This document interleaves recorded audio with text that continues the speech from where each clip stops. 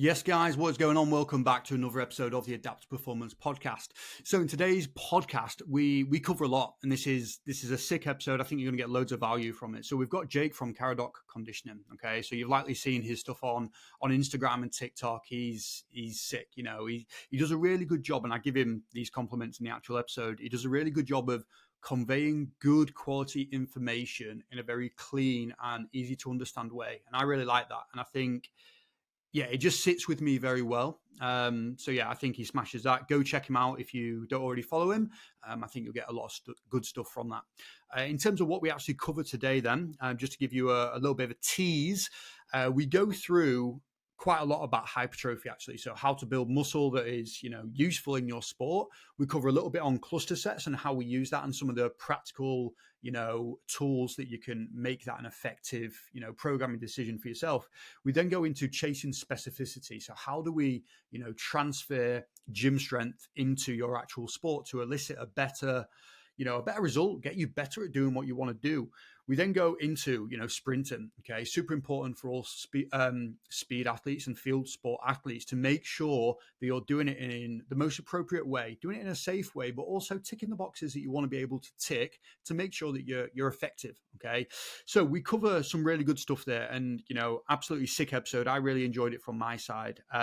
Do me a favor. Okay. If you enjoyed this episode, share it with somebody who may, get some benefit from it. So one of your teammates, somebody that another coach, another athlete. It just helps the podcast grow, and it just, it helps me, it helps Jake, it helps all of us, and, we're all going to get better together. So yeah, absolutely sick episode. Without further ado, this is me and Jake. Yes, Jake, how's it going, mate? Welcome to the podcast. Thank you for having me on. Mate, it was a no-brainer. It was an absolute no-brainer. I would not miss up an opportunity to see that tash and those eyebrows and that beautiful mullet in action in HD. I love it. Thank you very much. Yeah. Thank you. I hope people are watching this for the video, to be honest with you. They need to see it. They need to see it in action. And you've got a headset as well. I do, yeah. It's covering the rest of them on it. But hopefully it looks like I'm in like air traffic control or something. But it's all right. We'll go with it. Top Gun. That's it. It's a Top Gun edition. Love it. Right then, mate. What have you been up to today? What have you been doing? Today, pretty much just the usual stuff with the admin around the business, checking back on the comments, talking to people, messaging people, talking to the one-to-one clients. That usually takes up a few hours of the morning. Head to the gym and did some upper body, trying to focus on a bit of the shoulder rehab that's been causing me a little bit of issues. So really just trying to put some more time and volume and hours into that because I've been lazy on that. And came back, made myself some cereal, some protein cereal, and here we are. What did you eat? Protein cereal? Is that like a protein shake into Cocoa Pops? No, it is Jordan's Country Crisp, and then put in a scoop of protein, mix it in with a spoon, then put the milk in, a bit of honey, and there we go. It's like a protein shake and cereal. The easiest way. Mate, that's one of those things I always struggle with, like protein ideas, past like meat and, the dairy. It's like figuring out ways of actually getting protein in a little bit more. I'll probably have like a protein bar a day. I'll definitely have a protein shake a day, maybe even 2 if I can stomach it. I've got this clear stuff, which is actually nice, mate. Yeah. Raspberry lemonade from My Protein. It's the best one I've ever tasted in my life. I'm going to get a 5 kilo bag of that next time. But I took a judgment. I went all in. I got 2.5 kilo of, rainbow candy. And when I say, I can't even think of a politically correct way of saying this, it was just shite. It was absolutely the worst money I've ever spent in my life. I need to give it away. Yeah, well, I don't want it, mate. We can have it if you want. That can be your incentive for being on the podcast today. Right then, mate, can you give me a little bit of an intro then? Me and the listeners. Like, who are you? What do you do? How did you arrive at this position where you currently are? Okay, cool. So I guess I call myself a strength and conditioning coach. I did I did an undergraduate degree and then a postgraduate degree. So my undergraduate degree was in sports conditioning, rehabilitation and massage. So quite broad. I wasn't really too sure what I wanted to go into. That was at Cardiff Met. I did 3 years. Then decided to specialise with the strength and conditioning. So I did a master's at Cardiff Met, strength and conditioning. During that time period, was just spending a lot of time like playing rugby, coaching my friends. Always, I've been involved in the gym, trying to help people out in the gym. And it kind of just happened naturally, organically. Started posting my own videos, and now I'm purely online at the moment, but an online strength and conditioning coach, predominantly focused with rugby players. Kind of in a similar situation to yourself, looking at helping those athletes that don't necessarily have those opportunities because they're not in academies. They don't already have all of this stuff provided for them. So helping people purely online from my side with the content and the online strength conditioning. Sick. I love it. And I said this when we were off air beforehand, but I want to give you some flowers. I want to give you some compliments before we get going. Not to loosen you up, but genuinely just to kind of emphasize what I deem to be good practice in the online space. And for anybody that's listening, you will see a lot of dog shit, to be honest with you. You'll see a lot of bad practice. You'll see a lot of marketing gimmicks. You'll see a lot of poking fun at people as a way of making yourself and your own content shine brighter. And one of the things I feel like you do really well is you get across the information, you get it across in a really clean way, but without actually being like a bully, like being that mean girl mentality. And I really like it. You know, I think it seems very authentic, and I imagine that's probably what you're like as a person as well. Oh, thank you, man. I appreciate that. Yeah, I mean, I've been doing the content for a few years now. I won't say that's exactly how it did start off. You know, I used to do some like TikTok duets and be like, this is wrong, this is right. Very quickly moved away from that. You know, no one gets everything right first time. And yeah, you know, I wouldn't be able to do my job if I wasn't being authentic. It just takes so much more energy to do something unauthentically than it does to do it authentically. You know, I wouldn't be able to put in, 60, 70-hour weeks, whatever it is, to do this kind of stuff if I was trying to put on a persona or lying or scamming or cheating people or just being a dick. So yeah, I appreciate that. Appreciate that you've mentioned that and you pick it up. That's good. I'm glad. Yeah, mate, it comes across. So we obviously put out a Q&A past couple of days around specific topics that, people wanted to know a little bit more about, specific questions, that type of thing. So I'm going to tee us up, mate, and let's just see where we go with this one. And I think the first one, and this one came from you, was around hypertrophy for athletes. And I don't know if this was a specific question from an individual and if you remember exactly how they worded it. But do you want to kind of take that away and see how you would kind of go with hypertrophy for athletes and what your thought processes are as an S&C coach when trying to achieve that goal? Of course. So I think first off, I cannot remember the exact question. I probably should have that prepared with me. But I think it's really important to define hypertrophy or hypertrophy, whatever we want to say. We're just talking about an increase in muscle size. For the most part, in terms of what we can actually influence in training, that's going to be myofibrillar and sarcoplasmic, right?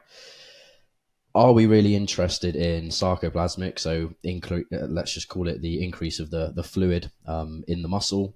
Probably not, because that's not going to translate over to higher force production. So from an athletic standpoint, not really something that I like to consider. If I'm trying to get someone to put on as much weight as possible, which I'm not going to lie, I don't really like doing that. I'd rather I'm a big fan of relative strength. So saying strong for your body weight is really important for me and all of my athletes. So doing that is not necessarily a route I'd go down. So then in other words, we're trying to increase the size of the muscle to increase the force production abilities of that muscle. So then we've got to kind of think, are we doing, like if we're then doing our exercise selection or our prescriptions of sets and reps and everything, we've then got to think, are we purely going for an increase in the muscle size, or are we also trying to combine it with something else? So those are the different thought processes and routes that I go down. Hypertrophy for athletes, it is a difficult one because I think a lot of it is going to come from the most effective strength training. So like your 5x5s, for example, where you're getting the neurological benefits of doing the heavy weights, which is a really big component of strength training and force production. But you're also at the same time accumulating enough volume and mechanical tension to grow that muscle and get hypertrophy in that instance. What are your thoughts? Mate, it's sick. Yeah, I wrote down a few notes before we got started, and you've done a little bit of bingo with my notebook. So you've just tick, tick, tick, tick, tick. Nice. All the same things. I think it's it's a good thing to look at, even though, I think we've both probably said this in the past of, we don't want athletes to train like bodybuilders. And that's correct. We don't want them to copy and paste the style of training or the training schedule and that type of thing, or the mentality. However, there are some really good lessons that we can take from bodybuilding as a sport and as a practice that we can apply to athletes, and I think one of, probably one of my idols, actually, one of the guys that has given me the most to think about in the strength and conditioning area is a guy called Mark Campbell. He works at the IS now. He worked with GB Boxing. And he basically said, look, if you're trying to create a specific adaptation, well, look at the sports where there is a singular adaptation in mind. If you want to get fitter, look at the practices of the long distance runners. Look at the elite guys. If you want to get fast, let's look at a sprinter, And if we take that same approach of, okay, well, what do bodybuilders generally do? Okay, I think I would say it's pretty common practice that they will lift close to failure. Okay, they will push it and they will get close to failure. And we know that the research itself, when we speak about mechanical tension, and depending on which band of scientific, I'm just trying to think of the word, which band of science and what research group you're attached to, they say like 5 effective reps. The last 5 reps of a set, providing that you lift well and you push it, they're going to be the stimulating reps. They're the effective reps. And I think that's one of the things we probably need to speak about, actually, is we want people to train hard. And that needs to be a part of putting muscle on for an athlete. But we also need to try and think about some of the implications of training hard and pushing to, 0 reps in reserve and really going all the way to the envelope. So what do you reckon about that? Like, how do you manage those types of situations? Yeah, definitely. So I've made a couple of little videos and posts about this kind of similar things before. Everything in strength and conditioning, everything in training, it's not all positive. It's not all adaptation. It's going to come with some negative, or what we could call negative. I don't like to call it negative. I don't think fatigue is negative, but it's not something that we're striving for because it doesn't give us anything in particular.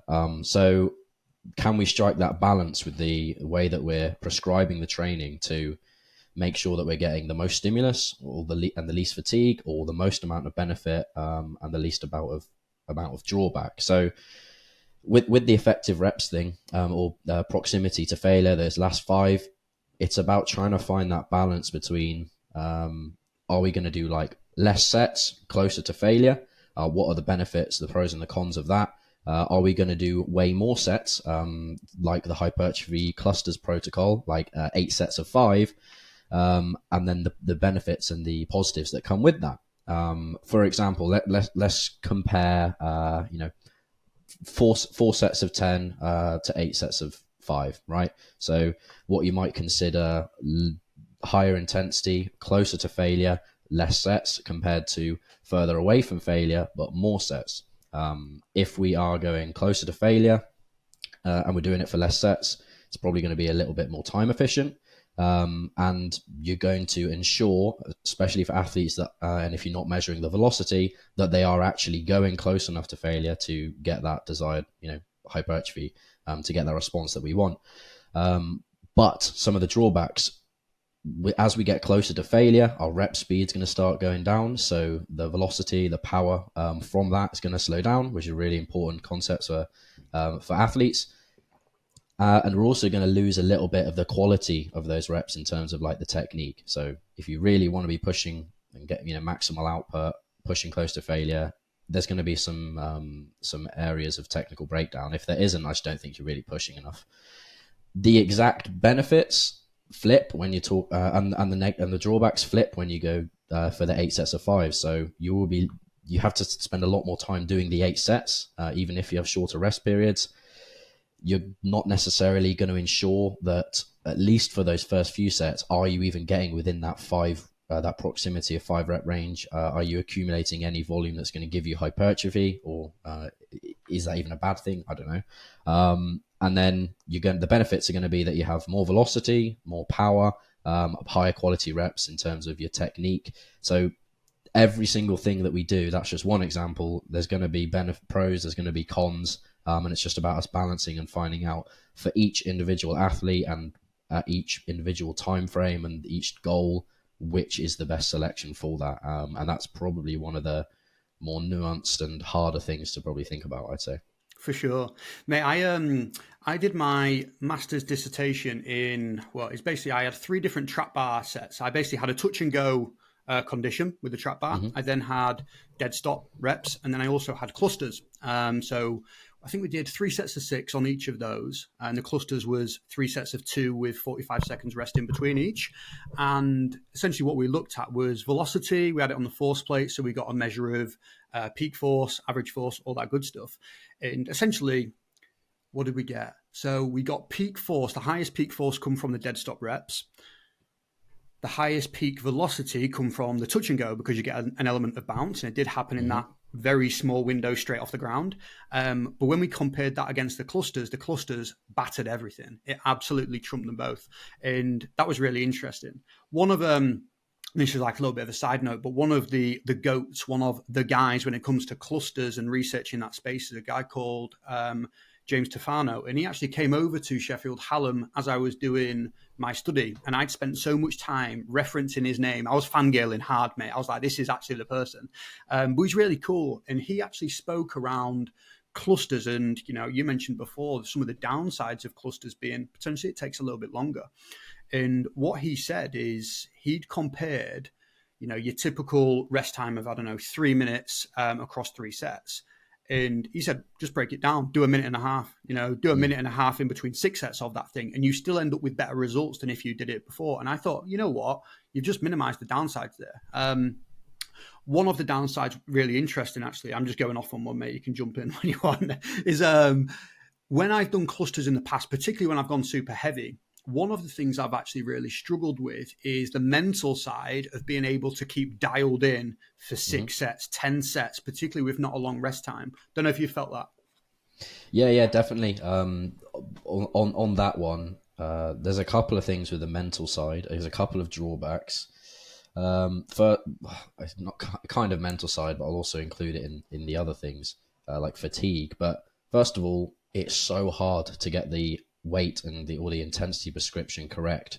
I myself, obviously I'm a coach. I've worked with loads of other people. I've used examples of sets and reps and intensities. You'd think I have a really good understanding of what the weight selection should be for you to then maintain that through sets, but that just all goes to shit when you're doing more than 5 or 6 sets. There is no way you can tell.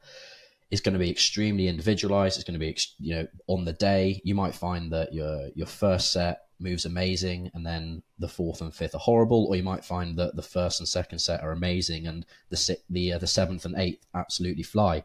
One way that I kind of combated that, I don't like the idea of increasing or decreasing the weight every single set. I think it's better to kind of stick it through from a learning perspective to know what you can and can't do, but also because it's just a bit of a faff, especially if you're doing clusters and supersetting them. So last week I did bent over row and overhead press, 8 sets of 5, supersetted, cut the rest times down to 45 seconds between the two. I had to use the same.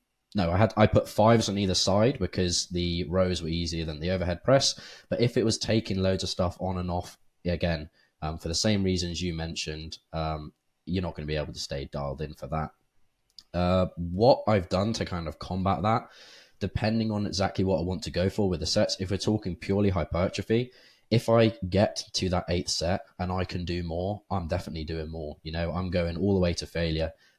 So sticking an AMRAP on the end of those sets, I think is a really good way just to make sure that you're not, again, minimizing the downsides. We've pushed to failure. We've at least ticked that box. And it's probably not going to be as fatiguing as if you went to failure on a much heavier weight or really early on in the set where you could get 15 reps as opposed to maybe the 10.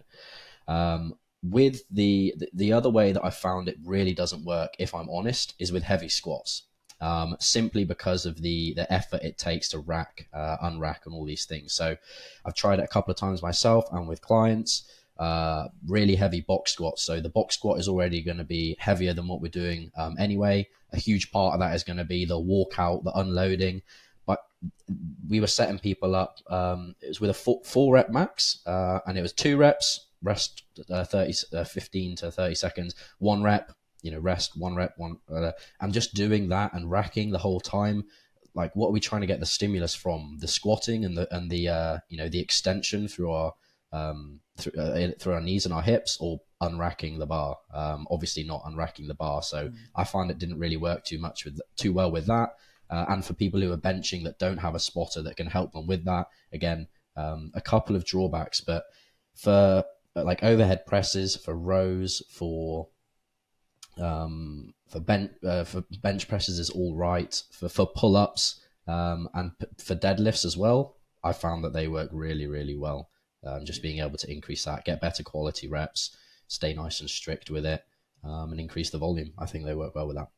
Mate, some really good practical application, tips there. And I think you're exactly right. We can look at the research and say, right, that's going to increase muscle mass or, speed by this much. But sometimes it is an absolute faff and it doesn't transfer into the real world, And I think I felt that with back squats. I felt that with bench press. It's, if you're somebody that really gets used to having a spotter there, particularly, on bench where you want to lift off, if you're doing, 10 sets of 3, you've essentially got to have a spotter there for the next 20 minutes. It just doesn't work in the real world.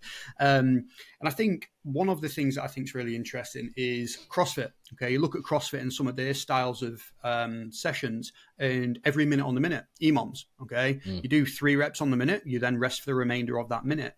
And well, what is that? That is a cluster. That is a 20-minute cluster, a 15-minute cluster, however long you're going to do it. And usually it's paired with, your Olympic lifts, which is probably one of the downsides to actually, because your technique may go to shit. Obviously, that depends on the coaching, the level of expertise of your technique and all those things.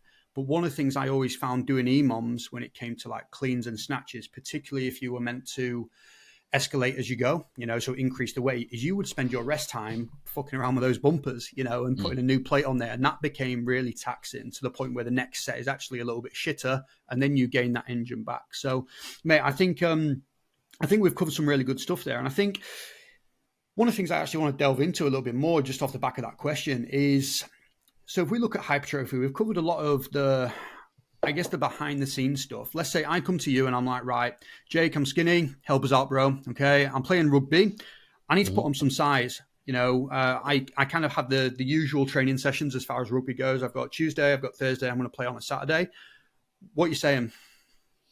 So first off, I'd probably preface by saying a huge amount of this is going to come from your diet, mate. And I don't work miracles. You're not going to be able to slab on any tissue if there isn't the building blocks, the protein, let's say, to do that. We have to be realistic with how focusing or aiming single-handedly at one goal is going to impact all of your other goals, and all the other things that come with that. It is a very complex sport in terms of we're looking at maintaining or developing or being proficient in multiple qualities, pretty much every quality there is, at a high level without having a significant weakness that will just be exposed out on the pitch. So that's one important thing. The second thing that I would say to that is 75%, if not more, of the training is going to be exactly the same, whether or not you're trying to build muscle, whether or not you're trying to get stronger, whether or not you're just looking at maintaining those core like movements, whether we're sprinting, jumping, potentially even the rep ranges of some of those main movements as well, is going to be pretty similar. It might increase the number of sets just so that we're accumulating a little bit more volume. But again, you've got to try and strike the balance between adding in more volume, increasing the fatigue, and all of the negative downstream effects of that. I think most of it would just come from me telling them to eat in a surplus and adding in a little bit of accessories that aren't going to impact the training too much. So this is where that bodybuilding style of training would come in, just to isolate some of those areas that it isn't going to negatively impact too much. For example, I'd much rather focus on some of the upper body than some of the lower body, just because of the huge amount of lower body training, stimulus, fatigue that we already get with training rugby, playing rugby, sprinting, jumping, squatting, hinging, all really heavy, that I wouldn't want to sacrifice because we're adding in loads more volume on, I don't know, leg extensions or hamstring curls. I just feel like you could maybe add in a little bit. I'm not saying you can't add in any, but slab on some meat for the upper body. It's going to be hard for you to fatigue yourself by doing that, if that makes sense. So it's a bit of like, where are the drawbacks? Where can we put our energy and invest everything? What are your thoughts on that? All makes sense, mate. I love it. One of the points I'm going to take the listeners back to is when you mentioned around relative strength. Being a super important thing.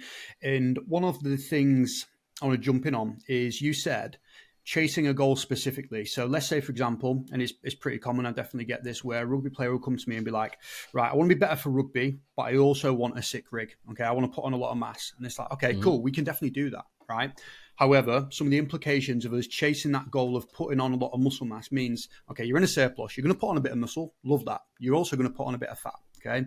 What happens when you put on an extra 2 to 3 kilo of tissue, might be fat, might be muscle or whatever, is you're now carrying an extra 2 to 3 kilo, okay? That means it's going to be a greater demand on your aerobic system to fuel, to get you going through the full 8 minutes, but also it means that from a power perspective and a speed perspective, you're now carrying a little bit more. So you may not actually feel the effects of being stronger and more powerful until you then reduce that weight back down, in the preseason, the off season. So it's not to say don't chase that goal of putting more mass on.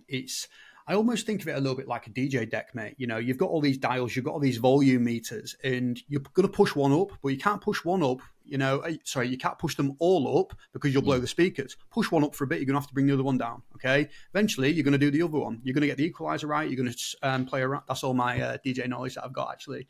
But it's about the to and fro. It's about compromise between different adaptations and different logistics that you're trying to put your body through. Does that make sense?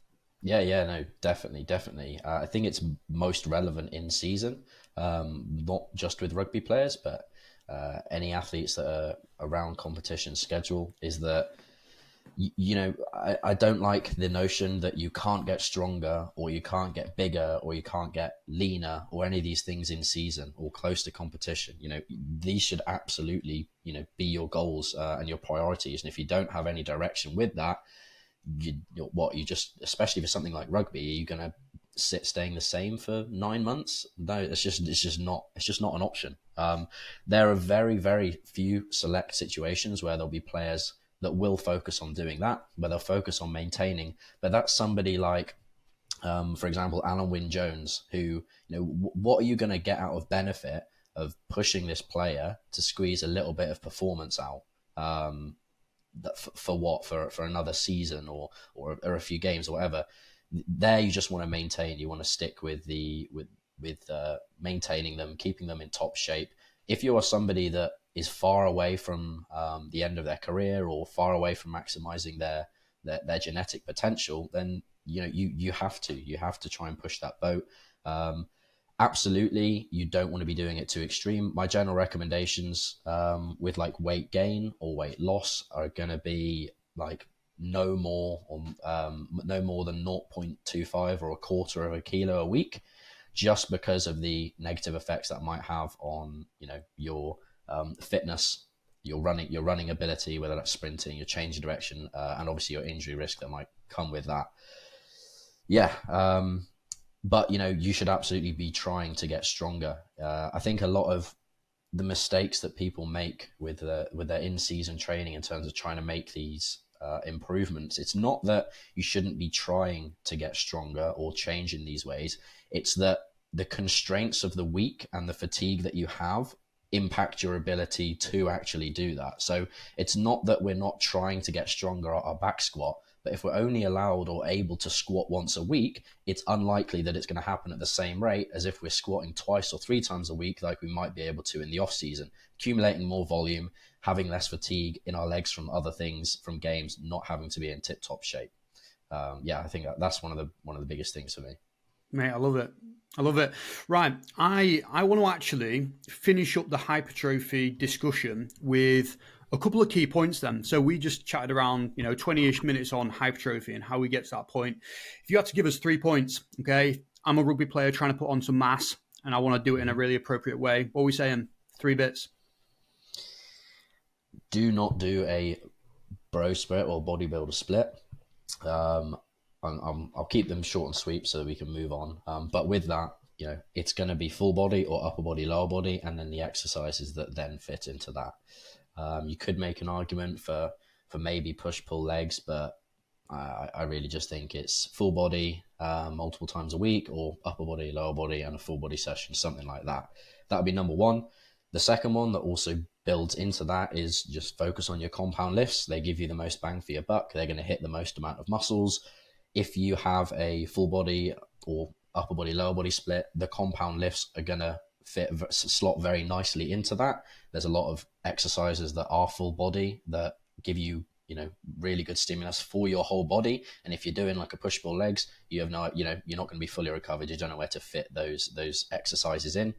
And the third thing would be, just eat enough protein, sort out your diet. There's no way. They say you can't out-train a bad diet. It's a bit of a cliche or a bit of a nothing statement because there's so much that goes into that. But you have to be eating a certain amount of protein. If you think of it in the simplest way, you want to add protein to your own body, to your own muscles. You have to be eating that for that to happen. If it's not there, it doesn't just come out of thin air. So, we can just take it that simply, really. Beautiful. Absolutely love it. So I want to move on to, I guess, a little bit less of a S&C specific question, but is around the topic of decision fatigue.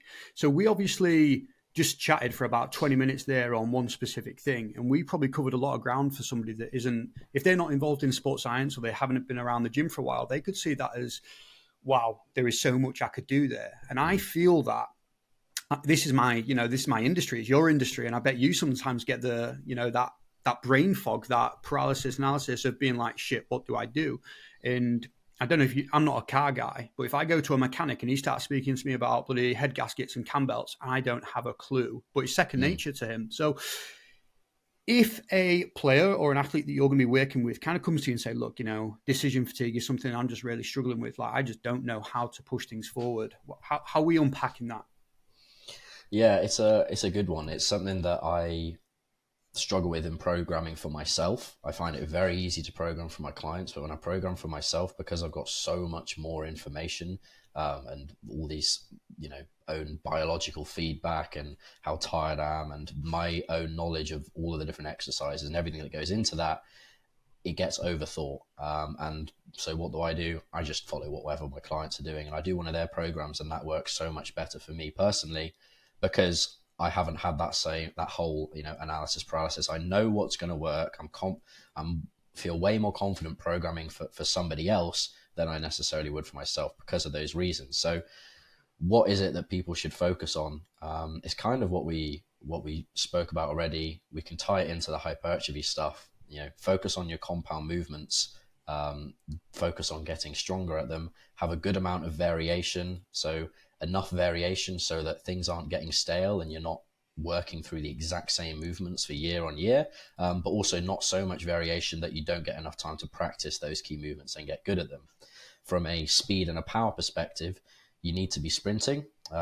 Even if you don't necessarily sprint in your sport, sprinting is just such a unique stimulus. It's the most intense plyometric realistically that you can do. You're maximally sprinting, or you're maximally producing force unilaterally from one side to the other in a way. We are designed to run as a species, so we've been designed to do that, and it's one of the best ways that we can produce force and do it really quickly. And then you also need to have an aerobic base, so just do some longer running, sit on a bike for 30, 45 up to 90 minutes a week, and then do some jumping. So get strong at compound movements in a variety of ways, jump in a variety of ways, sprint in a variety of ways, and do some aerobic endurance in a variety of ways. I think that's the easiest way to split it up, really. And it doesn't get much more.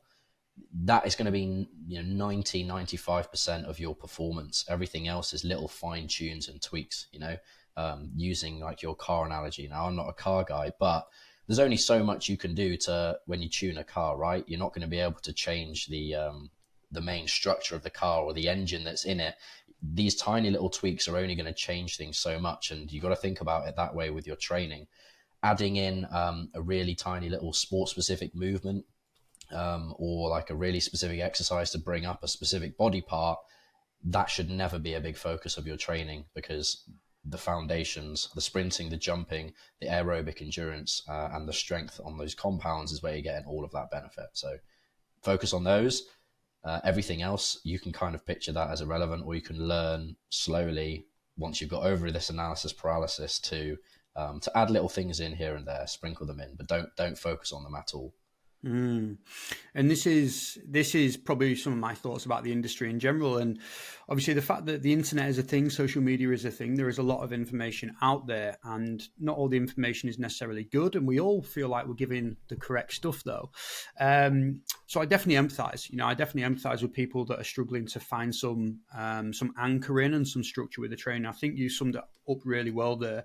Do some jumping, do some sprinting, lift for your upper body and your lower body, generally do a push pull, and then a squat and a hinge, do some core work, and then take care of your accessory bits, so the key injury sites that you're likely to get injured, whether that is your neck, whether that is, the back of your shoulder, whatever that thing is. And I feel like that can do it. 80% of, I guess if me and you were to write down our programs, I think it'd look very similar. There might just be an extra 20% where there's a little bit of fluff where, you're trying some stuff out, so it's a little bit different. I'm doing something different because I have different equipment, or potentially at the minute I'm trying to work on my chest, to be fair. I'm trying to injury proof that torn pec that I had. But I think it all does look very similar in the grand scheme of things. Mm-hmm. Definitely. No, you can't go wrong with the basics. Every time when I look back and try and analyze my own training, over the past few years, where I've gone wrong, where I've gone right, it always correlates with me focusing too much or going outside of those basics, of those fundamentals. That's where overuse injuries pop up. That's where I start making less overall progress. That's where I start running into fatigue issues, whether that's with the overuse or specific areas of my joints, or imbalances is like another bit of another topic to go off on. But I do find that if I have, for whatever reason, worked a specific area way more than the antagonist, I do run into some other issues as well. So yeah, just focus on the basics, be well-rounded, and that's the best tool in your arsenal. Sick. Absolutely love it.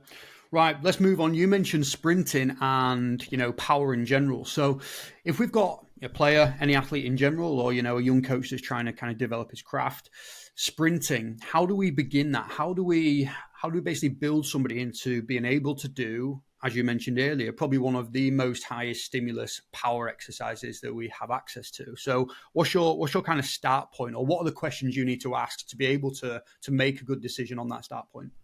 Mm-hmm. So I will always get videos. So, for my rugby athletes, 10, 20, 30, 40 meter kind of distance sprints, doesn't have to be all of them. It's usually 10 and 30 or 20 and 40, maybe even a 60 meter if they're like a back three, or that's really important. But acceleration is a huge, big, important part of rugby as opposed to the max velocity side of things. So seeing the technique and just generally looking at it, I've got a good amount of experience looking at sprints. It's very obvious what somebody's sprinting ability is like, or athletic ability in general, their relative strength, their power, just by watching them sprint. Would you agree? I would agree. Yeah. And from that, I can then start thinking about, is it a technical issue? Do they need some cueing to help with that sprinting? Most of the times, it's not. It's a relative strength issue. So are they actually producing in those first few steps enough force to get them, get themselves in the right positions to accelerate, to be in a good position so that they're not falling over, not be so weak that they have to stand all the way up. And then obviously the power and the rate of force development that comes with that. I like to make sure that whatever the athlete is, they're always going to have strength lifts that are focused on improving force in those relevant positions, so extension or triple extension for the lower body, and then plyometrics that come with that. And then the sprinting is just, I'm really, really, really a big supporter of everybody just needs to sprint maximally, even if their technique isn't quite there. That's where you're going to get a real big benefit. I would probably bring back the volumes if somebody's, let's say, not quite overweight, can't produce enough force to get themselves in those positions. I'm not going to be hammering in the volume because it might be a bit too fatiguing for them. But I want them to be sprinting maximally or trying as hard as possible. And then we can make those technical adjustments and the strength adjustments and the losing weight all at the same time simultaneously without having to sacrifice getting a speed stimulus. And then in terms of what would I do, I would focus on those first few steps because I think they're the most important. If you get them wrong, your subsequent steps are going to be, trying to catch up and keep producing force. If you can get to your top speed faster, you're not going to have to worry about accelerating through the whole point. You can just get upright and continue with that top speed. So getting those first few steps are the most important, especially for rugby, breaking that line. But just in terms of where I also think you get the most benefit and carry over to the rest of your training, so the power development, the force, and the positions that you're hitting, I think those first few steps are where the money is at. And so I would really focus on that. And then we can gradually increase the distance and the volume that comes with that as we go through the training cycle or as we get closer to the start of competition or season where they're going to actually have to be hitting those distances and running those distances. Nice. No, that's cool. I think, do you have like an idea of how many times a week you generally would like somebody to sprint? Do you have like a minimum or a maximum even? Yeah. So minimum is once, a maximum would be 3 times. I think that's quite an easy answer for me.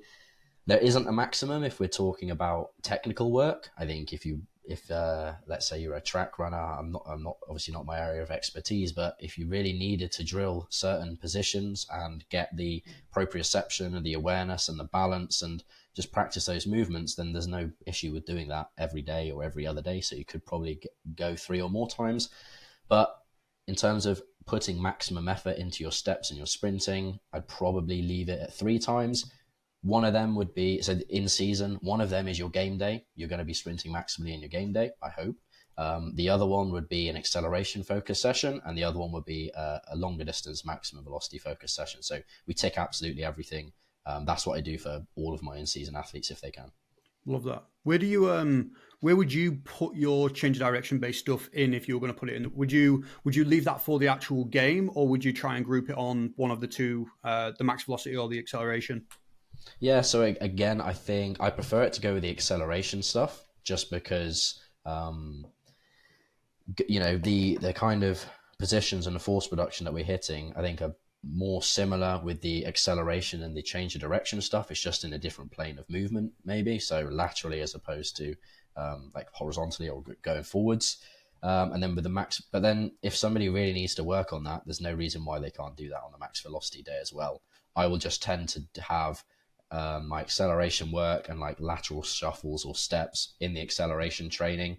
Again, because the acceleration is a little bit less distance, it might be a little bit less volume, a little bit less fatigue. You can probably get away with less rest periods as well. So adding in that agility, or the change of direction, it's not going to turn the session into like 2 hours long. Or if we're using it like I like to do before a Tuesday and a Thursday training session, I don't want it to be longer than 30 minutes realistically, including the warm-up, because lots of players don't have access to the pitch to do that, and they just don't want to spend 45 minutes or 90 minutes or whatever it is fatiguing themselves and warming up before they train, because the training is the more important to me, way more important.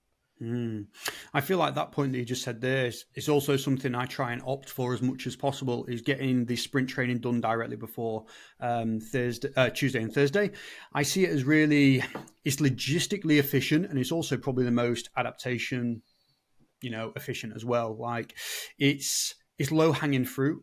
People don't need to go too far out of the way to achieve that session. Just leave a little bit earlier. Obviously, it's not always appropriate, and sometimes we do have to get a little bit creative on where we put those sprint sessions, or kind of squeeze in some sprint stimulus in the other sessions. But I think that makes the most sense for me. And I think some of the things I like doing with that is I like hill sprints. I'm a big fan of that, and I'm also a big fan of the sleds. I think as far as beginner sprinters, people that haven't got a large training history as far as, being on 2 feet and sending it can be a really good way of teaching key positions, getting them to feel what it's like to accelerate and really drive forwards. But I also feel like as far as there's always an element of risk, but as far as injury risk goes, I think it's quite a safe not alternative, because I like them to do both, but I think the hamstrings generally take a little bit less of a kick in when you start factoring in the sprints and the weighted sleds. Is that something you use a lot, or is it just kind of dependent on, I'm guessing, logistics? Do people have a hill and do they have a sled, which is not always on the cards? No, definitely. They're both really, really good.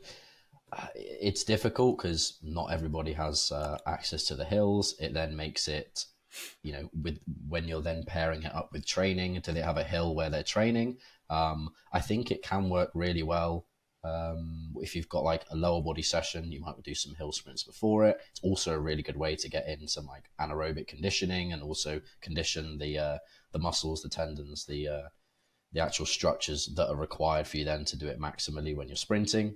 I completely agree. When you're doing the shorter distances or hitting the acceleration technique where you've got that more torso lean, you don't have that like overstride or the hamstring getting that eccentric load, so you can get away with more volume. You don't have to worry about the hamstrings taking too much of a beating.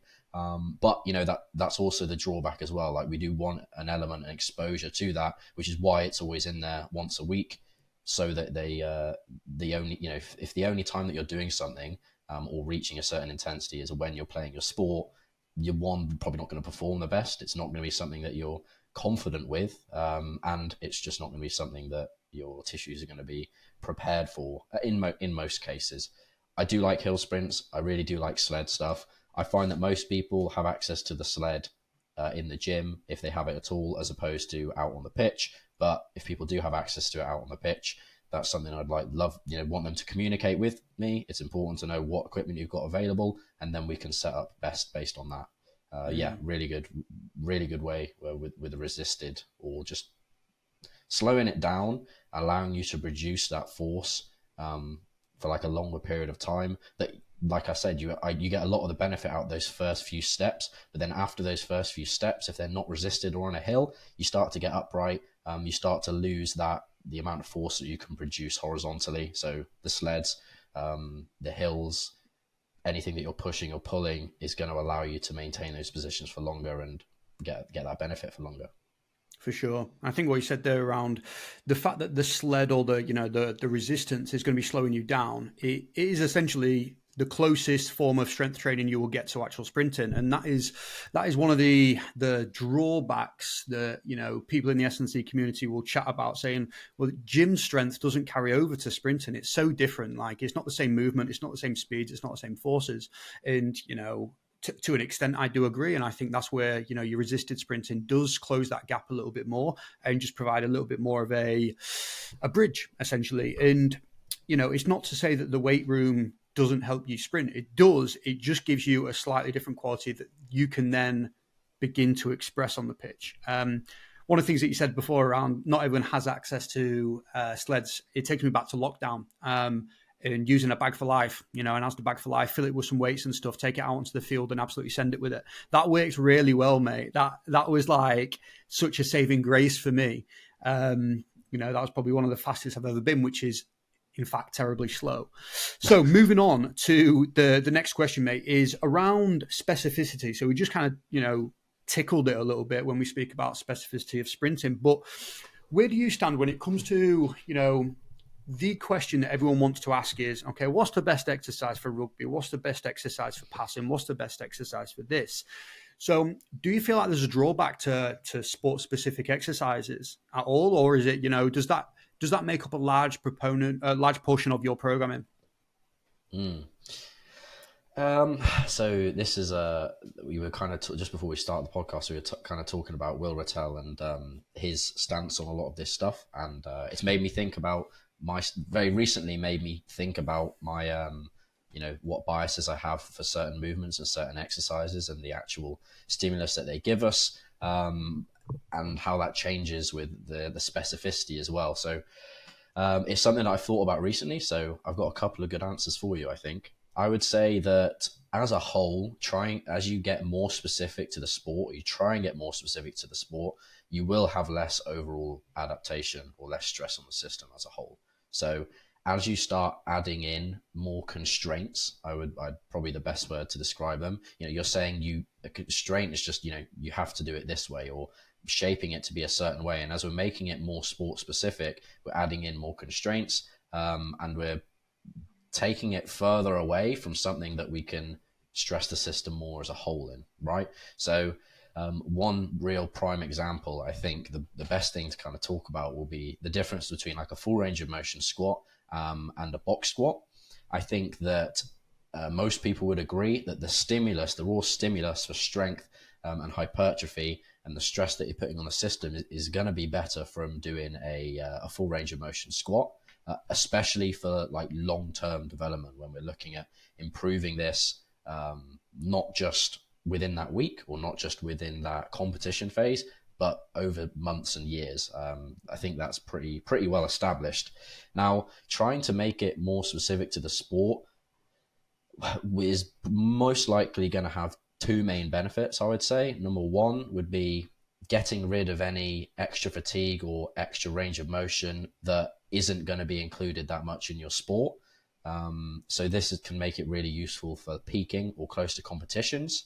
And with that, for example, I was listening to a Seeker Strength mention something a couple of weeks ago, specifically about squat strength, and it's something that makes a lot of sense. But when you're in a competition phase, a lot of people are completely beaten up, right? They've got dead legs, they've got cuts, they've got bruises. If I had all of these things in my legs and I was told, do you want to squat ass to grass today, or do you want to do a box squat that's a parallel? I know what I'm going to pick, right? For all of those reasons. And then you can also justify it a little bit because it's, angles more specific. We don't necessarily need to cause adaptation or make athletes load stronger during this period. We're focusing just on maintaining it or keeping them peaked for the relevant positions.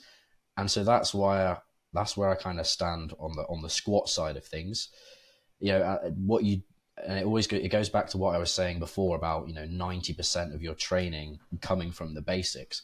If you start to find that 10%, which you can kind of allocate to the really similar or sport specific stuff that you're trying to replicate for the sport, if it starts creeping much more than that, I think that as a whole, you're not going to be getting enough adaptation and stress and improve as a whole, as a whole organism, compared to if you're, you are spending the time on those compounds. What do you think?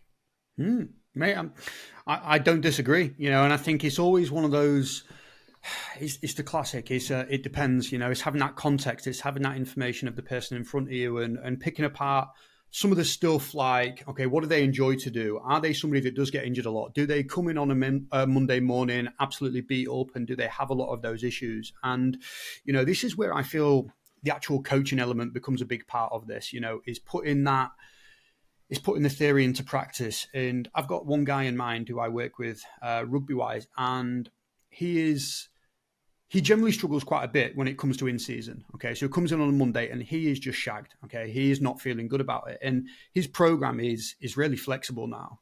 It's a case of, look, in an ideal world, if you come in and you feel really good, this is what I want it to look like. Okay, it'll be full body, mostly uppers are going to hit a little bit of this. However, if you're feeling pretty shit, these are the alterations. You have flexibility within this. So if I've put a squat, go for a box squat. It's going to feel a little bit easier. If you can't do a box squat, cool. We're just going to get a little bit of, movement through those legs just to help you recuperate, help you recover so that we can attack that Wednesday session. And I think just having those what if, scenarios in your mind, if this, then this, it helps, because I feel like a lot of the time, injuries probably come about because of our own decisions trying to push progression when it's not there, rather than the actual sport. I feel like as S&C coaches, or people that are practicing S&C and trying to train themselves, we probably create a lot of injuries, and that's a really kind of difficult pill to swallow, because sometimes we know when an injury has happened because you've just been ran into. But I feel like as far as non-contact injuries, there's a lot to unpack there. No, definitely is a difficult one. There's one side of it where the best way to stop an athlete from getting injured in their sport is to just have their capacity in every aspect completely through the roof. And to develop that capacity, you got to do a lot of training and you got to really push them. And in that same way, if you really, really push them for weeks on end leading up to a competition, you're also, you might have an unfortunate event and have one of these injuries. So striking that balance is super, super tough. But it starts with communication with the athlete for sure, having all that feedback, knowing, making sure that they're telling you, I feel like this, I feel like that, and you actually listening to that and changing the program if you need to. A lot of the time the athlete might tell you something like that, and your decision has got to be, okay, cool, nothing's changing, and that's fine. But you have to make sure that you've listened and that the athlete is heard, and that you can justify that in your own methodology and your own training, to improve them as a whole. Because there are a lot of times where athletes are pushed too far and their injury risk increases, and we're trying to reduce injury risk. That is probably the most important thing, not just for athletes in their sport staying out of injury to play, but just to progress. Even your general gym goer, you make no progress when you're injured. And so somebody who stays out of injury for 2 or 3 years and gets very slow progress is going to outperform or get stronger than that person who's getting stupid numbers, adding 30 or 40 kilos to their lifts every 12 weeks, and then running into an injury that takes them back almost to baseline or further. So striking that balance and using all the information we have available to perfect that balance is a task for sure. But again, we don't want to fall into analysis paralysis, but I guess that's what your coach is for, right? Yeah, and I think one of the things we speak about with some of our adapt guys is, injuries do happen, and it's shit when they do, but I do not know one person that hasn't had, an issue in some way, shape, or form, whether they play sport or whether they don't play sport. It's like, it's pick the thing that you want to live for. Injuries happen. It is shit. But I feel like the person that can best work around those things and actually learn from them is the guy that's going to keep pushing forward, because there's nothing worse than getting the same injury that you've had 3 times because you've made a stupid decision 3 times. And I've been there. I take that from, the guy that was relentlessly chasing a huge squat and the amount of backache. Like, I've had my fair share of back pain. And it's one of those, mate. Like, it's an evolution, isn't it? Like, these things and how we bounce back from them probably matters more than the decisions that we make in the first instance. So 100%. I think just on that, if you've never, I'm not saying we got to go out there and look for injuries, but are you really putting yourself in tough situations and pushing yourself and taking it right to the brink in your training or out there in the contact sport itself? If you've never had an injury, I don't know, maybe that's just me coping because I've had so many. But I think it's important to mention, and especially when athletes get very down. I get very down when I'm injured, and it's important to think of these positive things to keep yourself going and focus on the things that you can improve, and the fact that these injuries are not completely unavoidable. It's one door open because one door closes, and all these different things. So definitely important to mention.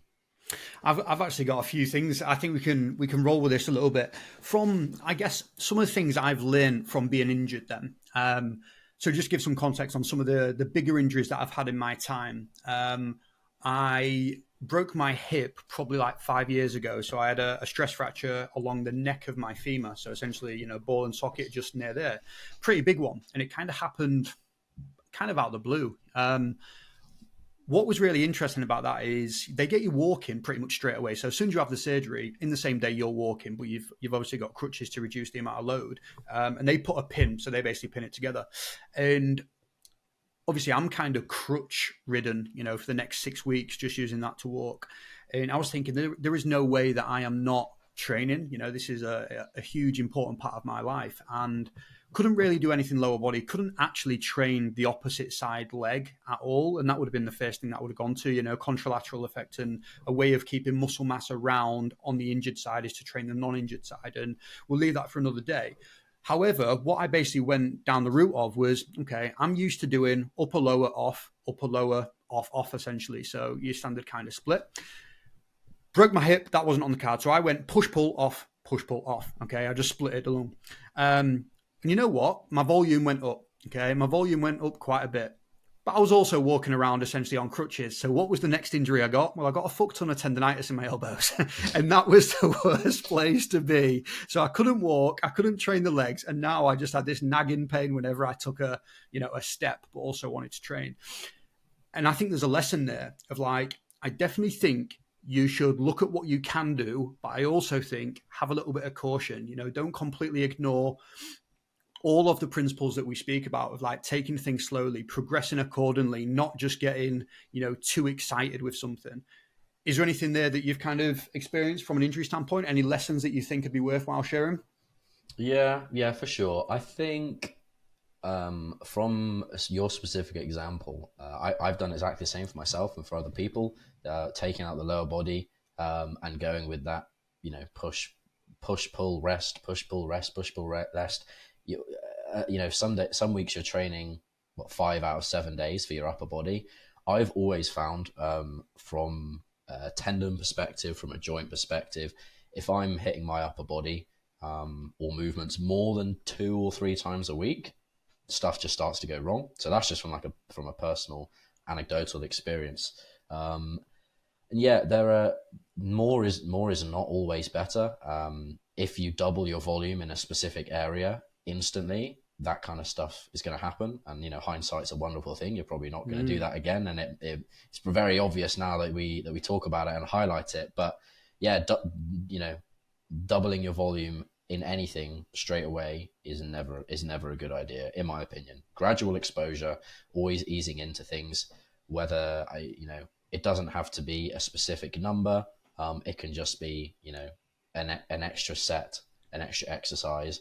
Sticking with one is a nice, easy way to do that. But one door open, another one closes. Yeah, you don't want to shut both of them. That's for sure. That's not a nice place to be in. That must have sucked. It was shit. Yeah, it was good. I just thought I could literally just see my body changing by the hour, mate. I was just whittling away. I looked like SpongeBob when he's super dehydrated. That was me. I was just SpongeBob SquareBod. It was awful. I'm trying to think of another one. You know what? Okay, I'll go on to another bad mistake, and this is a more recent one. So recently did my pec. So I tore it. We think it was grade 1, grade 2 on a tricep dip, and we'll kind of avoid the conversation around tricep dip being a good or a bad exercise, because I think that's just a discussion in general. However, I progressed way too quickly. Okay, I'm probably doing 3 sets of 5 on 30 kilos, good weight for me, but I'm quite a strong tricep dipper, quite a strong presser in general. And I just got buzzing because I felt strong. I felt strong one day.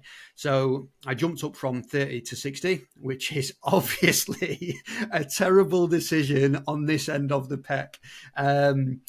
And it wasn't a weight that I haven't done before. However, the moral of the story is, okay, you are not the same person that you were 2 years ago, 5 years ago. You've got these PBs in mind, but you are not that person yet. And, I look at that and I'm like, you're a dickhead. I honestly look back and I'm like, why? Why not just take a few more weeks to build up to that point? But you know what? It's a meathead mentality sometimes. Of course. Yeah, no, you're not that guy.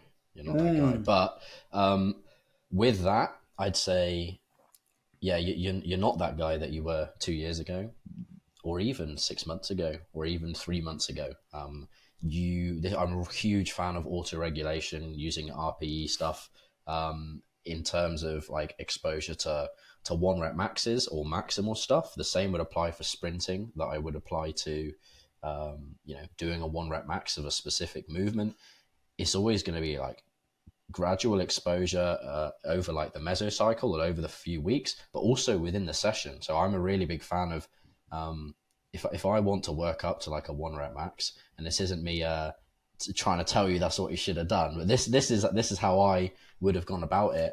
It would have just been 30, 40, 50, 60. And if 40 and 50 weren't there, I obviously wouldn't have done the 60. So this was, I think, before so it was basically the week before I did 3 sets of 5 at 30. And then the next week I came in and then I built up. So I went 30, 40, 50, 60.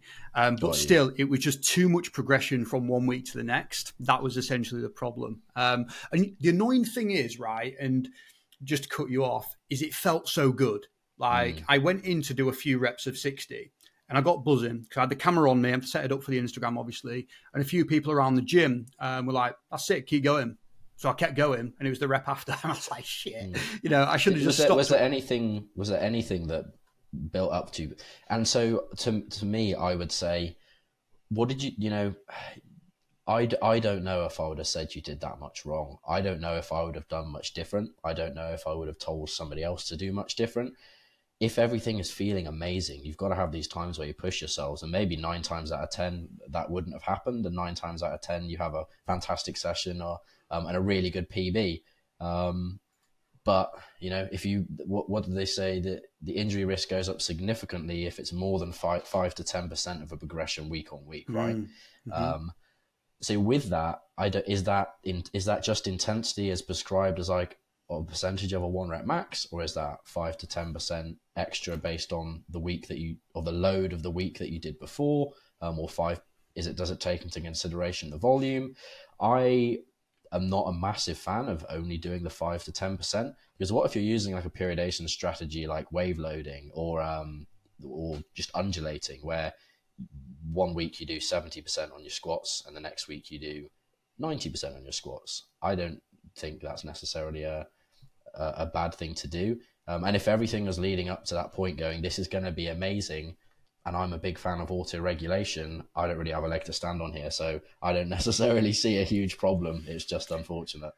It's unfortunate, mate. And I think, going back to what you were saying previously around, programming yourself for your own training, that's when things become unstuck a little bit. And I think this is probably, the reality of that. I think, it's kind of like, I'm thinking back to one of my mates when he was younger. He had a breakup with his missus, and I'm consoling him. I'm helping him out with this heartbreak that I've got. And I'm like, look, mate, right? If I was you, what advice would you give me? And try and switch it back on and take that emotion out of it. But unfortunately, in the day, I absolutely sent it. I went big, and I definitely went home. Man, I nearly fainted, actually. It was so bad because I heard this pop, pop, pop, and I was like, oh, shit. Like, it was a kind of scary thing for me. Luckily, though, and I definitely do believe in taking the positives out of every situation, I'd never really done an upper body muscle tear rehab. So for me, this was sick because I was able to go through it step by step in terms of, physio, and just make sure that I'm grading fully back. And the physio that we've actually got a part of Adapt that handles all of our athletes, he was the one that, built me through that. So it's nice to see it from their side as well. And I think I want to be a coach that's got experience. I want to be a coach that's got good and bad experience. I want to be able to say, look, I know what you're going through at the minute. It's shite. I can't really give anybody experience on what a shoulder dislocation feels like, but you can. So you can empathize with them and you can give them that information and say, look, this is how you're going to feel. This is what I did. This is what I would recommend. No, definitely. It's good to have those. Well, it's not good to have those experiences. Again, I think it's a bit of cope, but your shoulder and upper body anatomy, physiology, the knowledge of the healing process, understanding of exercises and exercise selection and how to perform them, and how to improve them, and regressions and progressions is going to be way better now than it was however many months ago. So yeah, there's definitely things to take from it for sure. 100%. Right then, mate, I have got through all the questions that I had for today. So I want to wrap up there. And, mate, I just want to thank you for your time today. I think that was absolutely sick. I think there's going to be so much value in there for people. I think there's going to be a lot of good stuff, but you're probably going to have some more questions as well. And I think that's the other side of this is you unlock more questions the more you know. You're constantly on the lookout for more information. I want to get you on for a part 2 at some point, mate. I've got it in the back of my mind where I want to try a 3-person podcast. I want to have a little bit of a round table type thing. And I've actually got it in my mind of Harry Wright, Train Right Performance. I feel like it could be a really good one. We get all of us on there. We have a topic that we're going to kind of go around, share perspective, experiences. And I think it'd just be really nice. Be a good first for me on the Adapt Performance podcast anyway. Sure, let's do it. Yeah, I know. I've spoken to him many times, and I really like the content that he puts out, and there'll be a hell of a lot of similarities between the things that we think, how we think about them, and how we do that for our athletes. So yeah, I think it'll be really good to have slightly different perspectives, and hopefully not disagree on too many things. But if we do, it's an opportunity to to learn. It's really important to have as many conversations and opinions and be as open, as honest to things as possible, so that you can continue to learn. I think that's just something in general with that obviously really like about yourself. You put yourself out there. You want to learn. Not everybody's not perfect, but what we do is all of the information that we've had available to us, we then put it out in the way that we best see fit. And as long as we are doing that, that is the most important thing for everyone else. I think if you are a coach that doesn't do that, well, you don't want to be a disingenuous coach, do you? I think putting out the content and just helping your athletes and being honest about it is the best way forward. And discussions are a big part of that for sure. 100%. Love it, mate. Once again, really appreciate your time. What I'll do is I'll put all your information in the show notes below if people want to come and find out your stuff. I would 100% recommend it. TikTok, Instagram. Do you do YouTube? No, it's TikTok and Instagram. Not really. I'm thinking of doing a couple of things, maybe a couple of longer videos, but not currently. No, just I uploaded a few of the shorts that are just exactly the same as on TikTok and Instagram. Really. Beautiful. Cool. Have a good day, mate. Thank you very much. Awesome. And you, mate. Thank you very much.